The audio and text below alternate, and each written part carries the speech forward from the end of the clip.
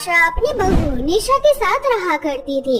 आशा बहुत गरीब थी और बड़ी ही मुश्किलों से उसके बेटे अशोक की नौकरी लगी थी, जिस वजह से वो शहर में था और आशा अपनी बहू के साथ गांव में अपनी छोटी सी झोपड़ी में रहा करती थी।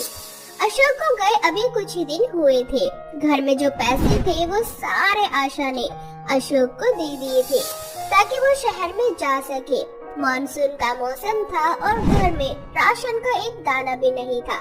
जिसके बाद आशा एक दिन अपनी बहू निशा से बोलती है, बहू, घर में राशन का एक दाना नहीं है और अशोक को गए हुए अभी 2 से 3 दिन हुए हैं। ना जाने इसकी सैलरी कब तक आएगी। अगर ऐसा ही चलता रहा ना तो हम दोनों सास बहू भूखी ही मर जाएंगी। इसीलिए मैं सोच रही हूँ कि जब तक अशोक की सैलरी नहीं आ जाती तब तक हम दोनों मिलकर कुछ काम कर लें। आप बिल्कुल सही कह रही है माँ जी। वैसे भी मानसून का मौसम आ रहा है, भारी वर्षा हो सकती है और अगर बारिश शुरू हो गई तो घर से निकलना बंद हो जाएगा। ऐसे में हम किसी से मदद भी नहीं ले पाएंगे। इससे तो अच्छा है कि हम कुछ काम कर लें। इतना बोलकर दोनों सास बहू काम ढूंढने के लिए निकल जाती हैं, लेकिन उन्हें अपने गांव में कोई काम नहीं मिलता। जिसके बाद आशा और निशा नदी पार करके पास वाले गांव में जाती है, जहां आशा को फैक्ट्री में तो निशा को एक कोठी में काम करने की जगह मिल जाती है। माँ जी, एक कोठी में मुझे काम मिल गया है। बहुत बड़ी कोठी है, पर मुझे सुबह जल्दी निकलना पड़ेगा क्योंकि उस गांव में जाने के लिए हमें नदी पार करनी पड़ेगी। ये तो बहुत अच्छी बात है बहू। मुझे भी उसी गांव की फैक्ट्री में काम मिल गया है। फैक्ट्री भी दूर है तो मैं सोच रही हूँ क्यों ना सुबह हम दोनों एक साथ जाएंगे और शाम को आते समय मैं तुझे नदी के पास मिल जाऊंगी। वहाँ से हम दोनों एक साथ मिलकर घर आ जाया करेंगे। आप सही बोल रहे हैं माँ जी। अच्छा माँ जी, घर में थोड़े से आटे बचे हैं।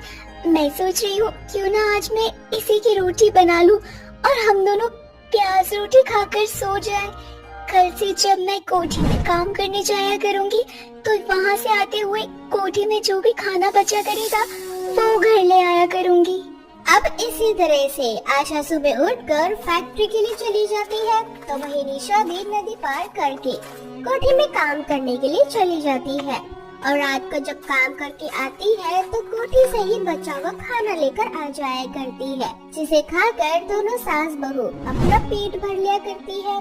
ऐसे ही एक रात आशा और निशा सो रही होती है, तभी उन दोनों के मुंह पर पानी की कुछ बूंदें गिरती है और आशा की आंखें खुल जाती है। बहू, मुझे लगता है बारिश हो रही है और देख हमारे घर की छत टूटी हुई है, जिस वजह से बारिश का पानी हमारे घर में आ रहा है। निशा उठकर बाहर जाती है और वो देखती है कि बाहर काफी तेज की आंधी और तूफान चल रही है और साथ ही बिजली भी कड़क रही है और बहुत ही जोरों से बारिश भी हो रही है। बारिश को देख निशा घर में आती है और अपनी सास से बोलती है, माँ जी, बाहर आज बहुत वर्षा हो रही है। अगर इसी तरह तेज बारिश होती रही तो नदी का पानी भर जाएगा और उस नदी पर जो पुल है वो लकड़ी का बना है। मुझे तो डर लग रहा है, अगर वो लकड़ी का पुल टूट गया तो हम काम पर कैसे जाएंगे माँ जी। निशा अपनी सास से बात कर ही रही होती है कि तभी वो देखती है कि उसकी छत बहुत ज्यादा टपक रही है। जिसके बाद निशा घर का वो जरूरी सामान एक घाट पर रख देती है और जहाँ जहाँ से छत टपक रही होती है वहाँ वहाँ बर्तन लगाकर बारिश के पानी को जमा करने लगती है। इसी तरह से दोनों सास बहू पूरी रात एक कोने में बैठी होती है और बारिश के रुकने का इंतजार कर रही होती है।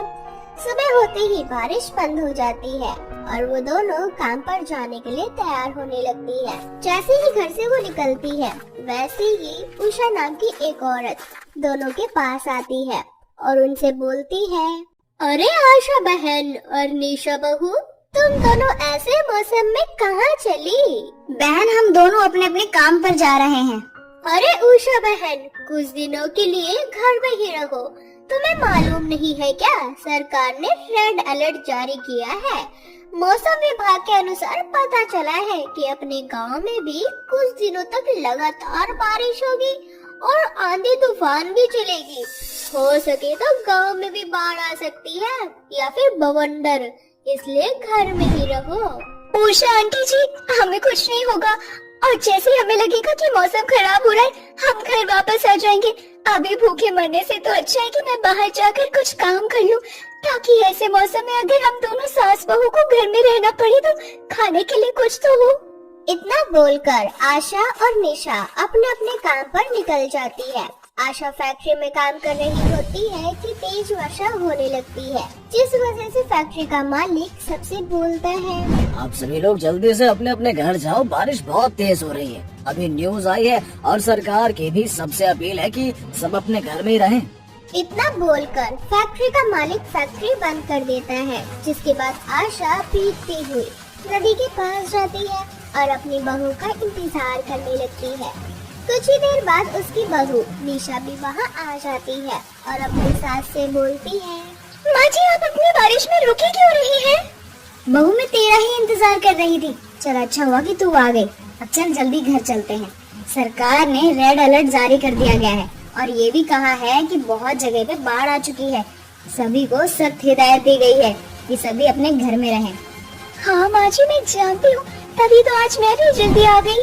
इतना बोलकर जैसे तैसे दोनों सास बहू भीगती हुई नदी को पार करके गांव में पहुंचती है और अपने घर जाती है।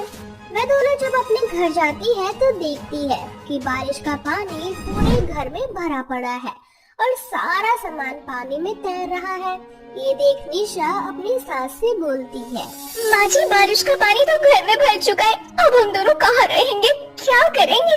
सारा घर पानी में तैर रहा है। बहू, सबसे पहले तो घर की जो भी जरूरी चीजें हैं उन्हें खाट पे रख दे। अभी पानी ज्यादा नहीं भरा है, क्या पता बारिश रुक जाए। इतना बोलकर वो दोनों घर के कुछ जरूरी सामान लेकर घाट के ऊपर बैठ जाती है। लेकिन धीरे धीरे घर का पानी बहुत ज्यादा बढ़ जाता है और तेज आंधी तूफान चलने की वजह से उनकी घर की छत भी उड़ जाती है, जिसके बाद वो दोनों अपनी जान बचाने के लिए घर से बाहर जाती है। गांव में अब बाढ़ आ चुकी थी। कई लोग बाढ़ की चपेट में आ चुके थे। कितने ही लोग बाढ़ के पानी में बह चुके थे। किसी का सामान बाढ़ के पानी में बह रहा था तो कोई इंसान बाढ़ के पानी में बह रहा था। न जाने कितने ही लोग अपने बच्चों को कंधे पर लिए इधर उधर भटक रहे थे। उन्हीं में से थी आशा और निशा। देखते ही देखते बाढ़ का पानी इतना ज्यादा बढ़ जाता है कि आशा को सांस लेने में दिक्कत हो जाती है, क्योंकि आशा को तैरना नहीं आता था। इस वजह से वो पानी में डूबने लगती है। अपनी सास को पानी में डूबता देख वो जल्दी से अपनी सास को पकड़ती है और लोगों से मदद की गुहार लगाती है।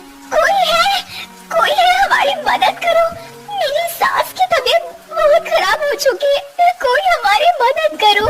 इस तरह से निशा अपनी सास को पकड़कर बाढ़ के पानी से लड़ रही होती है, लेकिन अब वो भी हिम्मत हार चुकी थी। देखते ही देखते उसकी आंखें भी बंद होने लगी थी। तभी एक हाथ उसकी ओर बढ़ता है और कुछ देर बाद निशा और आशा की आंखें खुलती है। जब उन दोनों की आंखें खुलती है तो वो दोनों खुद को एक कैंप में पाते हैं, जहाँ एक आर्मी ऑफिसर उन दोनों से बोलता है, मैडम, आप दोनों ठीक तो है ना? जब आप दोनों को पता था कि बाढ़ आप दोनों के गांव में आ चुकी है तो आप दोनों बाकी लोगों के साथ एक जगह पर क्यों नहीं गए? हमारी रेस्क्यू टीम अगर सही समय पर नहीं आती तो आप दोनों अपनी जान से हाथ धो बैठती। इतना बोलकर वो आर्मी ऑफिसर वहाँ से चला जाता है। कुछ देर बाद निशा और आशा कैंप से बाहर निकलती है, जहाँ वो दोनों देखती है कि उनके ही जैसे न जाने कितने गरीब लोग हैं जो बाढ़ के चपेट में आ चुके थे और रेस्क्यू टीम ने उन्हें बचाया था।